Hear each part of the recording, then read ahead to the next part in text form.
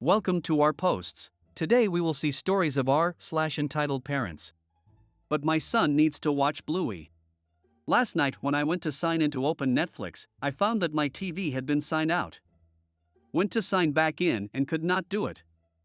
It had been about a year since I last signed in, so I assumed I just forgot my password and requested to reset it. When I went to my email, I saw an email from Netflix this morning saying my password had been successfully changed. Obviously red flag, so I went through all of our subscription services and updated passwords and changed my email password just in case. Got a call from my brother's ex-wife, let's call her Kate, about an hour ago. They have been divorced over 4 years now, asking me why I changed my password. I didn't realize that she still had my account info, was a bit annoyed, and told her that someone had changed the password on me, and that I didn't feel comfortable giving out my account info, especially not to someone I was not in contact with. Jumping back a bit, my in-laws are staying at our home, and at night after everyone goes to bed, I guess we have 4 devices in our home running our Netflix account simultaneously. When she called, Kate explained how she tried to get onto our account on Christmas night, and was greeted with the message that there were too many users on our account currently so she could not access it. She got the idea that it would be totally fine with me if she logged into our Netflix account and changed the password so that her and her new husband could watch their show. Said this calmly like it was the most reasonable thing in the world. I nearly lost it. I have no idea how anyone would think it would be okay to change someone else's password because you are too cheap to pay for it yourself. I told her I don't want to hear from her anymore, I am not giving her our info, and hung up. 15 minutes ago, she called my wife and asked for the Disney Plus password.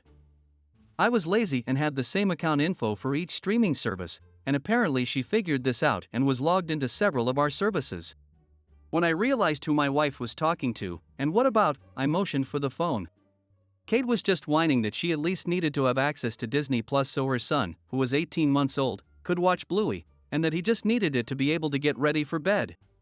I told her to F off and hung up. Great way to ruin my mood for the night. Next story. Stepmom asks about my tattoo, then makes it about herself. Necessary background: I am 35-year-old woman lost my biological mom to drowning when I was 5. My dad raised me and my sister solo for years but remarried when I was 12 or 13. Stepmom, now 58-year-old, was verbally abusive, jealous of my relationship with my dad, and jealous of my closeness with any family members on my mom or dad's side. She also hated that I refused to let her adopt me. I just never saw her as a true mom.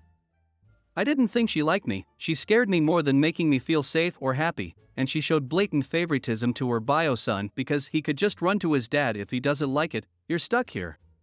Anyway, my dad died of lung cancer in 2010. I stayed in touch with my stepmom because I genuinely love my stepbrother and his wife and kids. I am very low contact. My sister is no contact with stepmom. I held off seeing her for years by using COVID, but finally ran out of excuses and she came to visit after Christmas for a long weekend. As she had not seen me in person in a few years, she noticed the new tattoo I had. It's 3 simple line drawings, one of a tree, one of crystals, and one of a robot. She asked what they meant and I said, well, the tree is for my mom, since one of the few memories I have of her is when she taught me to climb a tree in our yard.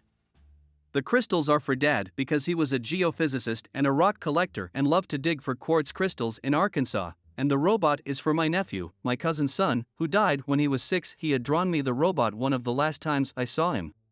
She paused and sat back and then responded, so, God forbid, if I get hit by a bus tomorrow, what would you get for me? I was so hurt, but also not surprised. She's made comments before to the tune of, do I have to die to get you to appreciate me, so it wasn't totally out of the blue. But it made me so sad that there was absolutely no empathy, no compassion. It was all, well, what about me? Don't I deserve a memorial? Ugh. Next story. Entitled parent ruins Christmas by stealing my son's Nintendo Switch. It's supposed to be the most wonderful time of the year, but for me and my family, it was ruined by my brother's wife, 34-year-old. My wife and I have always had a strained relationship with due to her tendency to be controlling and demanding, not just with us but with our entire family. It has caused a lot of tension and discomfort in the past. We had a family Christmas gathering, where we organized a gift exchange for the kids. My 7-year-old son was over the moon when he received a brand new Nintendo Switch as his gift. He was so excited to play it, but EM saw the gift and immediately decided that her child, EK an 8-year-old, deserved the console more than my son, stating that she couldn't afford to buy such an expensive gift for EK during the holiday season. EM proceeded to try and take the Nintendo Switch away from my son, right in front of the Christmas tree, even though it was clearly labeled with my son's name. She was insisting and causing a scene, accusing me of being a bad parent, and because she wasn't able to afford to buy such a nice gift for her son, we should give him one instead. Despite the attempts of other family members to reason with her and make her understand that her actions were wrong, she refused to listen and kept trying to take the gift away from my son. My son began crying and screaming, but she didn't care. This all happened in about the space of 2 minutes before EM stormed off screaming about how everyone hates her and she is better off without us. It was a terrible experience, watching my son's excitement turn into disappointment and tears. The entitled behavior of EM not only ruined the gift opening moment but also the entire Christmas gathering for all of us. Family members expressed their disappointment and disapproval of her actions, but she didn't care and it seemed like all that mattered to her was getting what she wanted, no matter the cost. Her actions only served to further damage the already strained relationship between her and our family, proving that her selfish behavior knows no bounds and that she can't even keep her entitlement in check during the holiday season. Our entire family has completely severed ties with her since Christmas, and despite her trying to reach out to apologize, I can't justify having her as a part of our life anymore. Our relationship was never great to begin with, and to me, this was the final straw. My son will always remember this Christmas as the one where his aunt tried to steal his gift. Next story. My mom thinks she can control me every aspect of my life and she still thinks I'm going to stick around after I turn 18. So my mom, 52 years old, thinks she can control me, I am 17 years old boy, and every aspect of my life. So for some context, I am a middle child, I have 2 brothers, 18 years old, and 12 years old. Both from my dad is 55 years old, and my mom don't work and just get money from my rich grandparents. My dad overall is pretty chill and lets me do whatever and doesn't really give AF most of the time, but my mom on the other hand has a few screws loose. For the last 10-ish years of my life my mom has been an overbearing parent, always concerned about my grades, I do fine in school, mostly A's and the occasional B, not letting me hang out with friends on weekdays, always going through my phone and texts and just stuff like that. My mom gave me a phone, but limits my screen time to 30 minutes for everything a day, so yeah, not much. I am currently writing this Reddit post from a phone I bought off a classmate that my parents don't know about. Since I was young, like around 8 years old. Anytime I would make a small mistake such as forget to take out the garbage, my mom would blow up and yell for hours at me, sometimes it would even last multiple days. And after she is done yelling at me, she uses anything that I find joy in as punishment. Here are some examples of the punishment she has used in the past. She doesn't let me play video games, I'm not allowed to game almost 90% of the year. Doesn't let me go out with my friends even on weekdays. Doesn't make me food and I have to walk to the store and use my own money to buy and cook food. Makes me sleep on the floor, usually when I forget to make my bed. When I'm currently not allowed to play video games, and before I got this secret phone I would read a lot, so she wouldn't let me read and I would just sit and not be allowed to do anything, pretty much bored to death. Those are the ones I can remember when off the top of my head, so there's probably a lot more. My older brother, 18 years old, made the mistake of telling my mom that he has a girlfriend when he was 15.